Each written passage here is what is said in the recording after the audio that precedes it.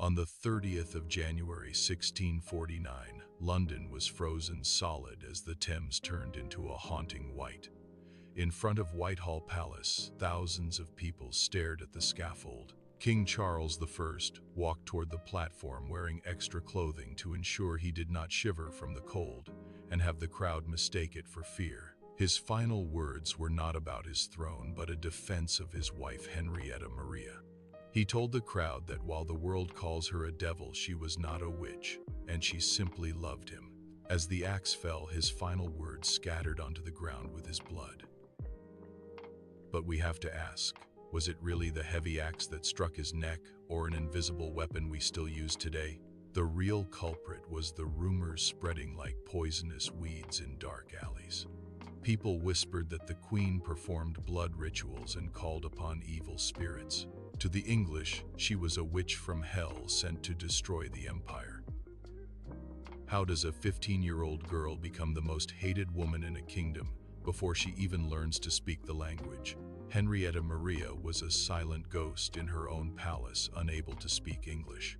She whispered Latin prayers for comfort, but illiterate servants heard them as devil spells. They heard the hiss of a serpent instead of a lonely girl's prayer. Behind every cold historical stage, there is always an architect who calculates and utilizes those tears.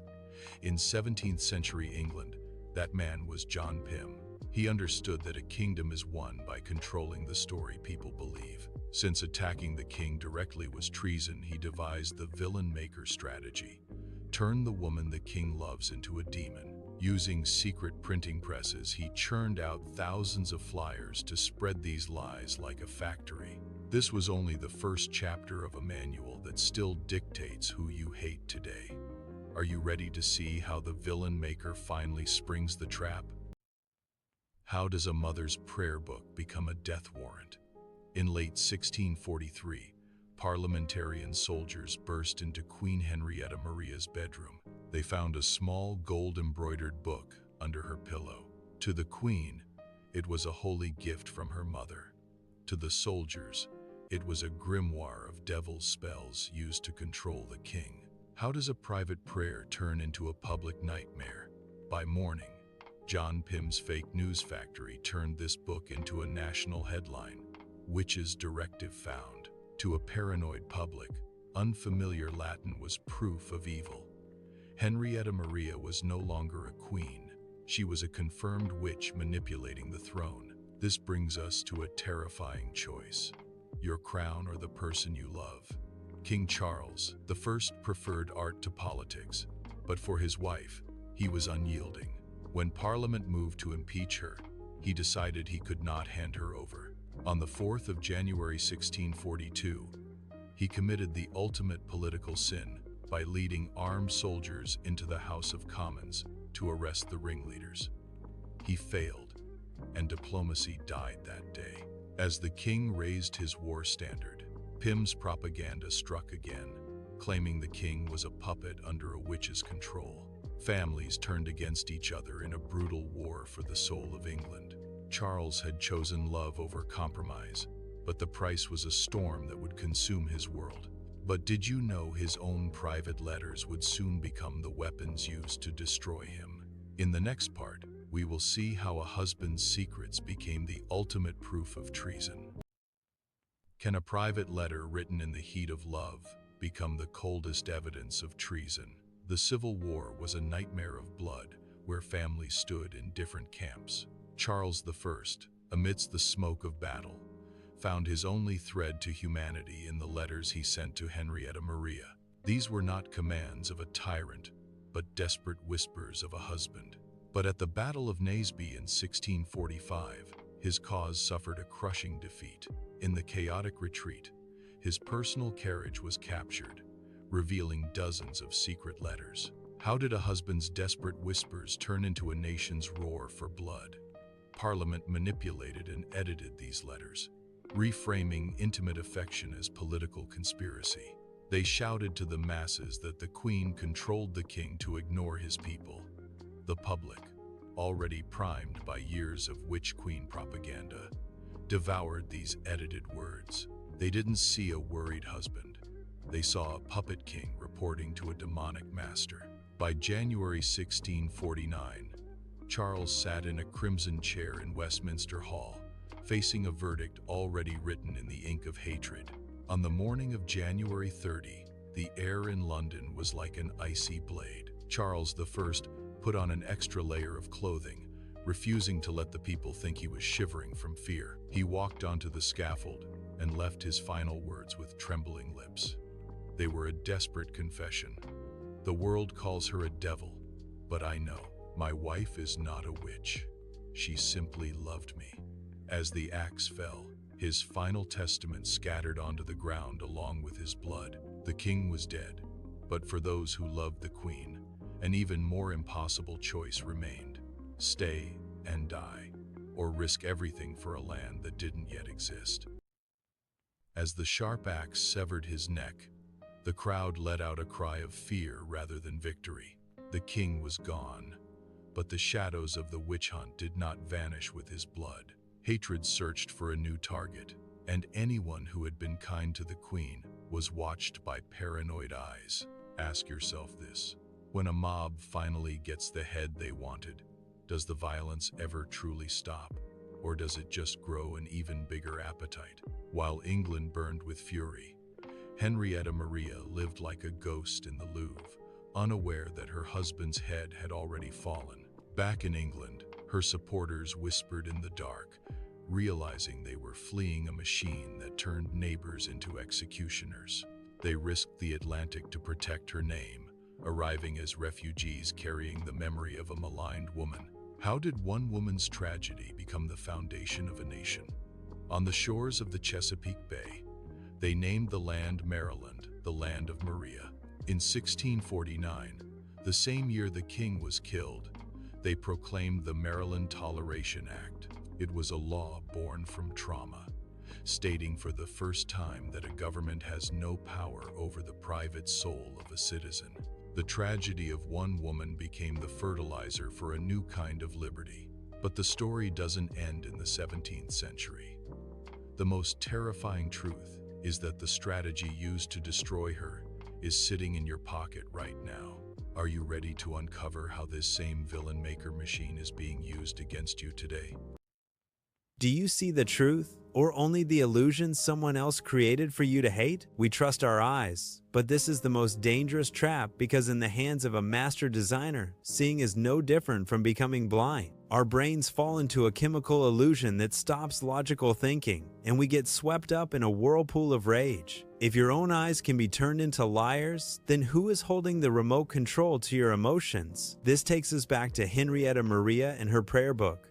Londoners saw it, and because the frame was already set, they saw a devil's magic book. They were trapped in a psychological prison, designed to make them see only what those in power wanted. Today, short social media posts play the exact same role as that prayer book. We judge others for a dopamine rush, but the spearhead hunting someone today could be aimed at your own throat tomorrow. In the digital age, no one is safe.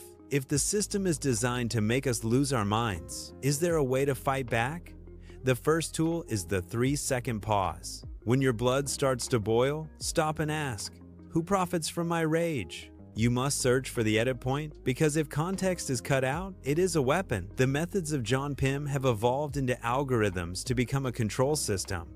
We must build a sanctuary without witch hunts within our hearts. Remember the man who died with dignity, and the woman turned into a demon for power. Are we holding the sword of justice or a stone of blind madness pushed into our hands? But wait, what if there's one final secret so dangerous that designers do not want the world to know? In the next part, I reveal the final forbidden chapter, and you will never look at your smartphone the same way again.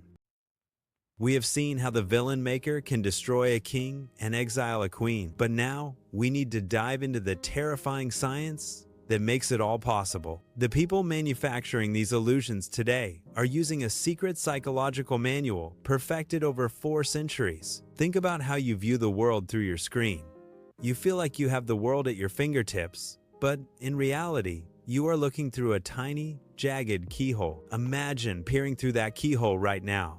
You see a man frantically swinging a sharpened blade with a violent face. You scream, "He is a murderer!" But this is just a 1% fragment of reality. If your own eyes can be turned into liars by a simple crop, who is actually holding the remote control to your emotions? The designers don't want you to open the door because if you did, you would see he is actually a chef cutting a rope to save coworkers from a falling shelf. Curation, not lying, is the key to total control. Well, let us put your confidence to the test and see how deep the trap really goes. We believe seeing is believing, but in the hands of a modern John Pym, your eyes are the easiest way to deceive you. High-definition images shut down your logical brain and let your fear-driven amygdala take the driver's seat. Like the London mob seeing the Queen's prayer book, you are being systematically manipulated by a visual weapon. But why does our biology crave the hunt? Attacking a villain gives your brain a dose of dopamine, making you feel morally superior and safe. This dopamine is a bribe to keep you from seeing the people holding the strings. By keeping the public in perpetual fury, the designers make us easier to manage. What happens when this manual turns its focus onto you? In the next part, we will explore the internal manual designed to make you a prisoner of your own thoughts. Are you ready to see how to break the lock before it is too late? When you stop speaking your truth because you are terrified of the digital mob who is actually living your life, is it really you? Or is it just the ghost of the villain maker living inside your skin? The ultimate goal of the psychological manual is to make you afraid of yourself. This is the internalized frame, a master stroke where you build a prison inside your own head using fear as mortar. You become your own jailer and executioner, looking at every thought or joke through the lens of a potential witch hunt. You ask yourself if standing up for someone will drag you to the scaffold alongside them. This brings us to a phenomenon the designers call social cooling. When a society is gripped by fear, it cools down and we stop being creative and honest. Imagine a young artist who stops herself from posting a unique story because she saw another artist destroyed for a small detail from 10 years ago. She edits her own thoughts out of terror before they are even born. This is preemptive destruction. The villain maker convinces you to destroy yourself before the mob even arrives. How do we break out of a prison built with our own hands? You must reclaim your inner Maryland by deciding that your integrity is worth more than the hollow approval of a digital mob. Stop being a passive consumer. Ask for the whole context before you judge. Most importantly, reconnect with real human beings. Empathy is the one thing an algorithm can never simulate. The designers are actually afraid of you because their existence depends on your participation and anger. But there is one final, explosive piece of the puzzle. What happens when they use this same manual to make a hero instead of a villain? In the next part, we will look at the halo frame and see how it is used to lead us into a trap we will never want to leave. When you stop speaking your truth because you are terrified of the digital mob who is actually living your life, is it really you? Or is it just the ghost of the villain maker living inside your skin? The ultimate goal of the psychological manual is to make you afraid of yourself. This is the internalized frame, a master stroke where you build a prison inside your own head using fear as mortar. You become your own jailer and executioner, looking at every thought or joke through the lens of a potential witch hunt. You ask yourself if standing up for someone will drag you to the scaffold alongside them. This brings us to a phenomenon the designers call social cooling. When a society is gripped by fear, it cools down and we stop being creative and honest. Imagine a young artist who stops herself from posting a unique story because she saw another artist destroyed for a small detail from 10 years ago. She edits her own thoughts out of terror before they are even born. This is preemptive destruction. The villain maker convinces you to destroy yourself before the mob even arrives. How do we break out of a prison built with our own hands? You must reclaim your inner Maryland by deciding that your integrity is worth more than the hollow approval of a digital mob. Stop being a passive consumer. Ask for the whole context before you judge. Most importantly, reconnect with real human beings. Empathy is the one thing an algorithm can never simulate. The designers are actually afraid of you because their existence depends on your participation and anger. But there is one final, explosive piece of the puzzle. What happens when they use this same manual to make a hero instead of a villain? In the next part, we will look at the halo frame and see how it is used to lead us into a trap we will never want to leave. We have spent this journey dissecting a machine under construction for over 400 years. Now we arrive at the most secretive chapter, the grid of locked frames. In this endgame, designers rewrite reality so you cannot exist outside a pre-existing label. You are either a saint or a demon, with no room for the messy truth of being human. If the machine successfully divides the world into framed heroes and villains, where do you think a real, complex human being like you is supposed to go? There is no place for you in a world where individuals are replaced by digital tags. Society becomes haunted ghosts in a state of simulated conflict. Now let us look at the final tool: narrative exhaustion. Designers bombard you with fear and noise until your brain is too tired to ask for context. You surrender autonomy to the algorithm because it is emotionally easier. You stay silent because you have forgotten how to think any other way. But if these frames are so absolute, why do they work so hard to keep you from looking at the human behind the label? They work hard because frames are fragile, things made of pixels and borrowed anger.